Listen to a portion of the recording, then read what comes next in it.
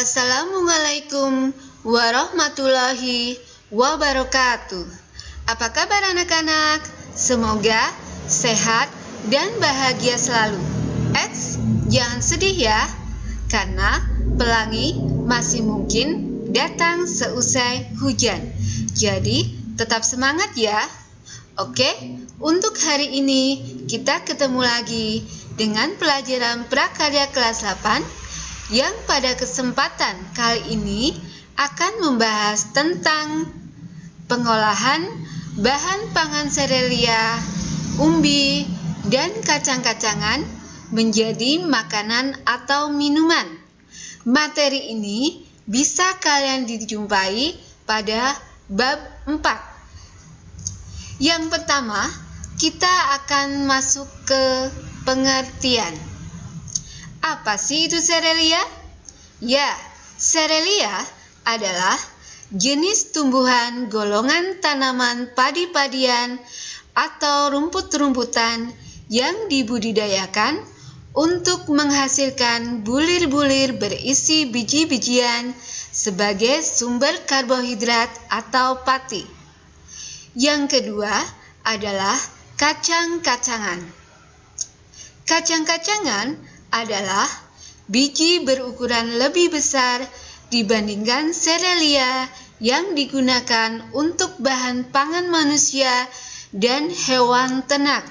Jadi, nggak cuma kita aja loh yang bisa makan kacang, hewan ternak pun bisa makan kacang. Yang ketiga, ada umbi. Umbi adalah organ tumbuhan yang mengalami perubahan ukuran dan bentuk sebagai akibat perubahan fungsinya.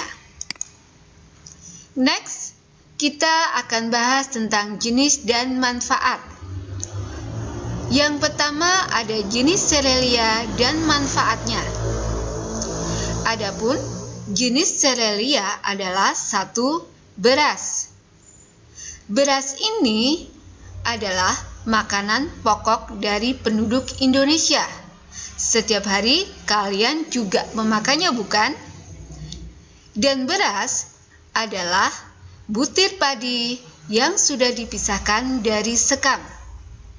Adapun warna beras itu bisa berbeda-beda loh. Dan perbedaan warna ini disebabkan kenapa kalian tahu? Ya, perbedaan warna beras itu disebabkan oleh perbedaan gen yang mengatur warna aleron, warna endosperma, dan komposisi pati pada endosperma. Beras di Indonesia itu ada beberapa varian. Yang pertama adalah beras putih. Beras ini berwarna putih agak transparan karena hanya memiliki sedikit aleron dan kandungan amilosanya sekitar 20%. Yang kedua adalah beras merah. Beras merah ini sering digunakan oleh mereka yang sedang menjalankan program diet karena beras merah ini dapat melangsingkan tubuh. Adapun warna merah pada beras ini diakibatkan oleh aleronnya mengandung gen yang memproduksi antosianin yang merupakan sumber warna merah atau ungu. Yang ketiga adalah beras hitam. Beras hitam ini disebabkan aleron dan endosperma memproduksi antosianin dengan intensitas tinggi sehingga berwarna ungu pekat mendekati hitam. Yang selanjutnya adalah beras ketan.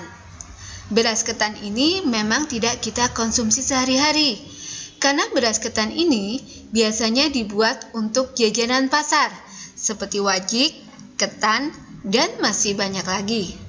Beras ketan berwarna putih, tidak transparan, seluruh atau hampir seluruh patinya merupakan amilopektin. Dan varian beras yang terakhir adalah ketan hitam. Ketan hitam ini merupakan versi ketan dari beras hitam. Oke, Masuk ke pembahasan yang selanjutnya, ada jagung. Tidak asing lagi bukan dengan jagung? Jagung ini merupakan tanaman semusim atau sering juga disebut dengan annual. Adapun satu siklus hidupnya diselesaikan dalam waktu 80 sampai 150 hari. Di Indonesia ada 2 varietas jagung, yaitu jagung kuning dan jagung putih. Adapun manfaat tanaman jagung adalah 1. Batang dan daun muda yang digunakan untuk pakan ternak. Yang kedua, kita ambil dari batang dan daun tua. Ini biasa digunakan untuk pupuk hijau atau kompos.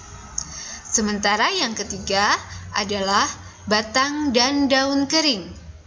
Ini digunakan untuk bahan kayu bakar. Yang keempat, ada batang jagung. Oleh para petani, ini biasa digunakan untuk lanjaran. Yang kelima, masih dari batang jagung yang digunakan untuk pulp. Pulp adalah bahan kertas. Next, ada batang jagung muda.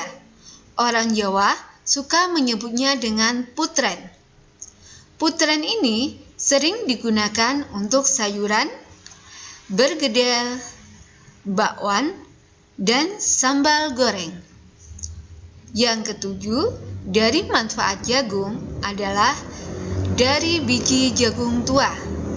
Biji jagung tua biasa digunakan untuk pengganti nasi, tapi bisa juga dibuat untuk marning, brondong, roti jagung, tepung, bihun, dan masih banyak lagi. Tepung jagung sering disebut juga dengan tepung maizena.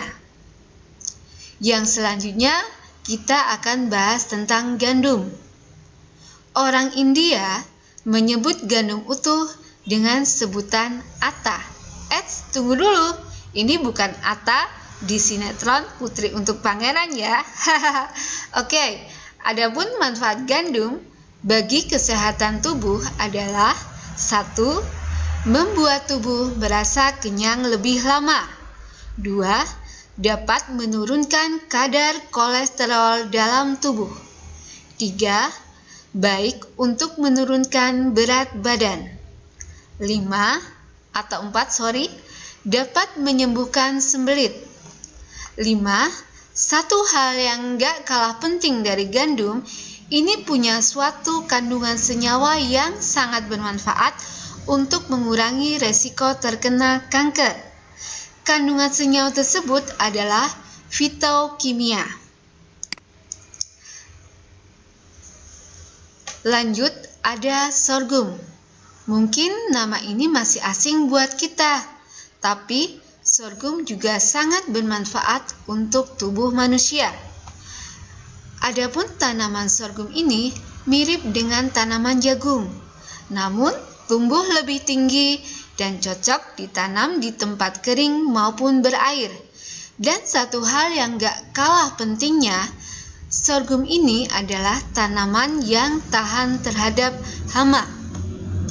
Adapun manfaat sorghum, yang pertama adalah daun sorghum.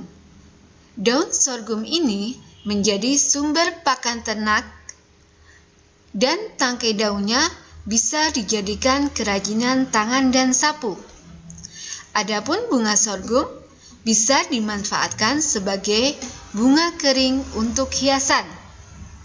Yang kedua, dari manfaat sorghum adalah batang sorghum. Batang sorghum ini merupakan lumbung bioetanol dan bahan pembuat kertas.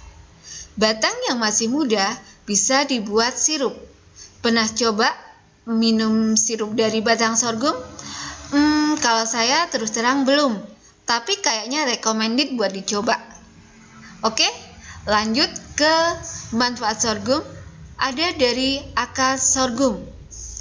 Akar sorghum ini digunakan sebagai jamu untuk memperlancar peredaran darah. Dan yang terakhir, dari manfaat sorghum, kita ambil dari biji sorghum yang dapat dibuat tepung sebagai bahan dasar pembuatan panganan. Oke, untuk materi kali ini, saya rasa cukup hanya ini. Bisa dipahami bukan? Oke, kalau kalian belum paham, kalian bisa dengan materi ini berulang-berulang. Karena apa? Karena ketika kita mendengarkan berulang, ini sama saja kalian sedang menjalankan proses belajar.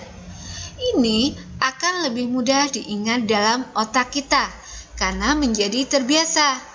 Dan yang kedua adalah baca. Ketika kalian membaca, ini juga menjadi step pembelajaran yang kedua. Dan yang terakhir setelah membaca adalah salin dalam buku catatan.